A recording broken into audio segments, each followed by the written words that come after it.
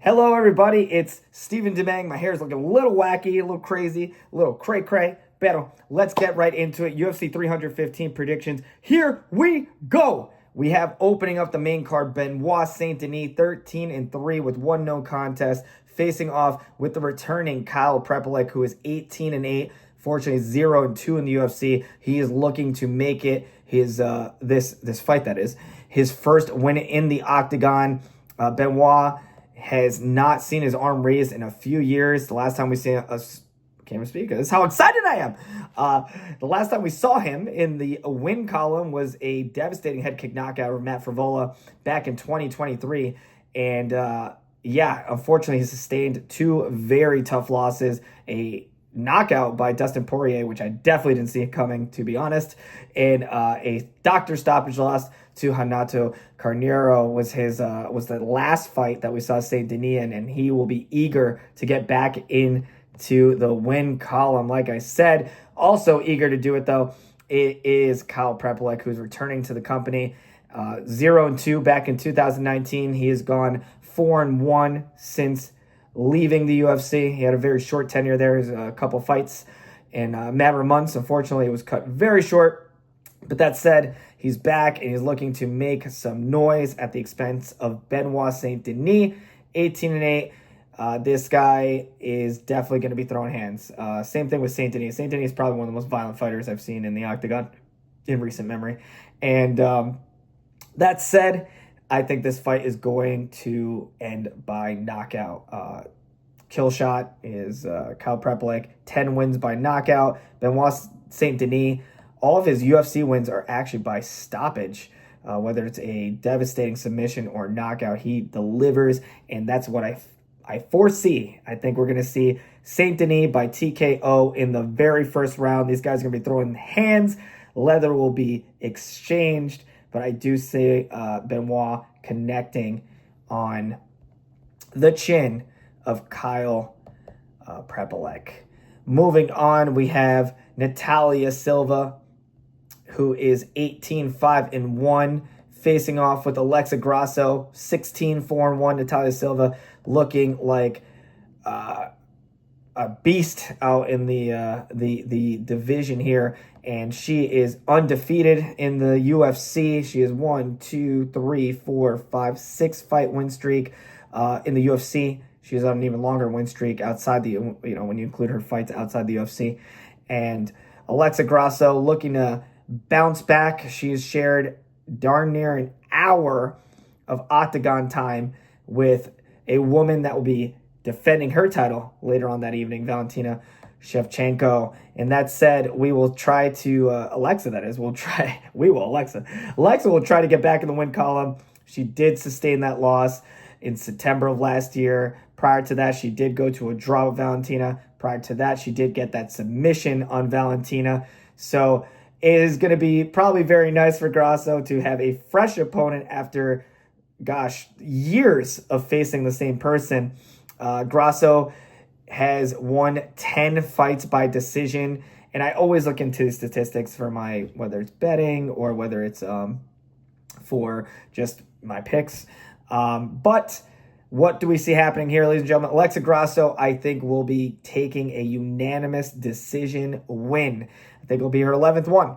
16-4-1. I definitely think this will go to the cards, and we will see Grasso back in the win column. Again, Silva is a very, game opponent. I don't think she's going to get stopped here, but I think we'll see Grasso edge her out with some control and heavier grappling and end up with a unanimous decision win.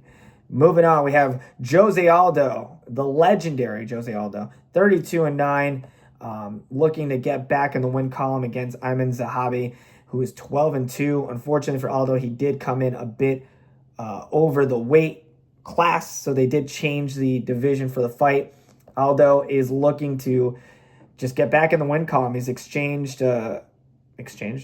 bounced between wins and losses on his last 4 fights, and sustained a tough to swallow decision loss. It was a split decision. And Zahabi, I will say these guys are on the older side. They're 38 and 37 respectively. That age is a factor. You know, it doesn't always mean things, but it's always a factor. It's a variable for sure. Zahabi has been on a great run, has not seen defeat since 2019. Wow, that's very impressive. He's gone 1, 2, 3, 4, 5 straight wins in a row. And what will happen here? I mean, he's a very well-rounded opponent. I mean, he has a number of wins by submission and knockout. Aldo, again, legendary fighter, 17 wins by knockout. Only 1 submission, look at that. What do we see happening here?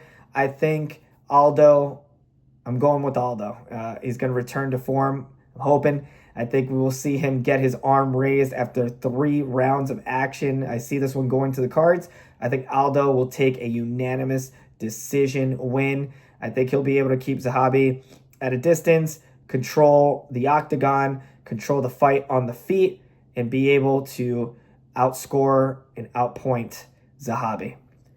And in our co-main event, we have Valentina Shevchenko defending her title, 24-4-1, 37 years old, against Manon Fiorot.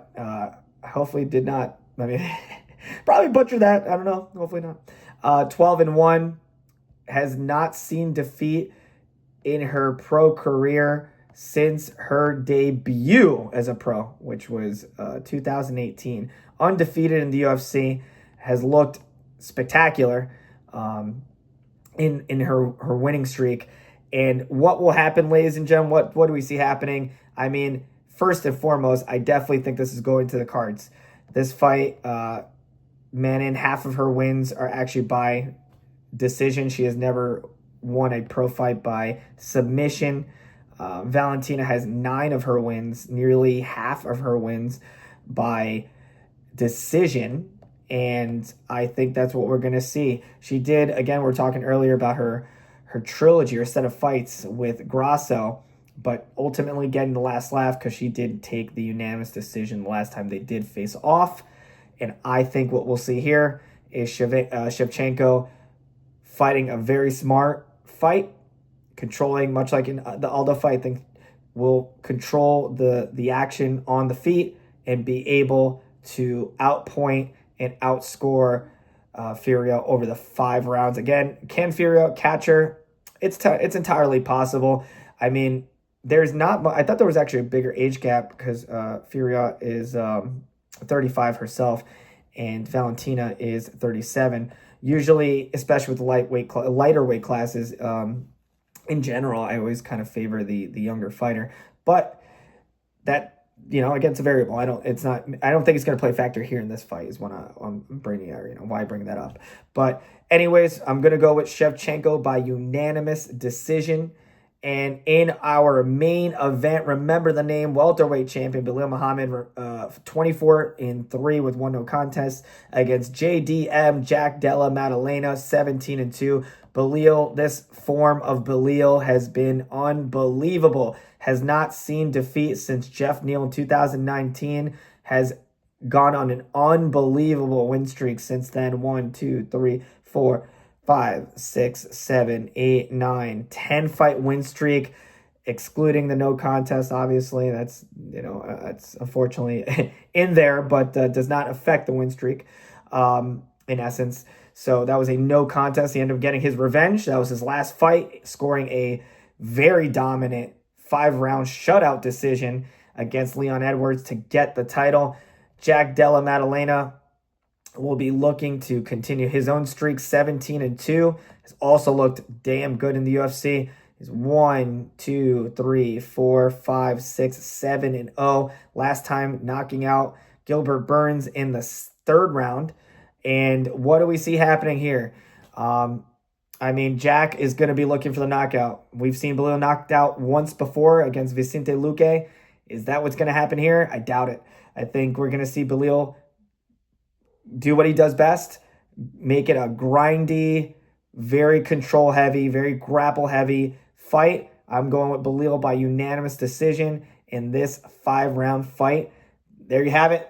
Those are my picks for UFC 315. Thank you so much for tuning in, ladies and gentlemen. As always, Check out our friends on 1495 Sports, at 1495 Sports. Thank you so much for tuning in, and we'll see you for the next one. Enjoy the fights, ladies and gentlemen.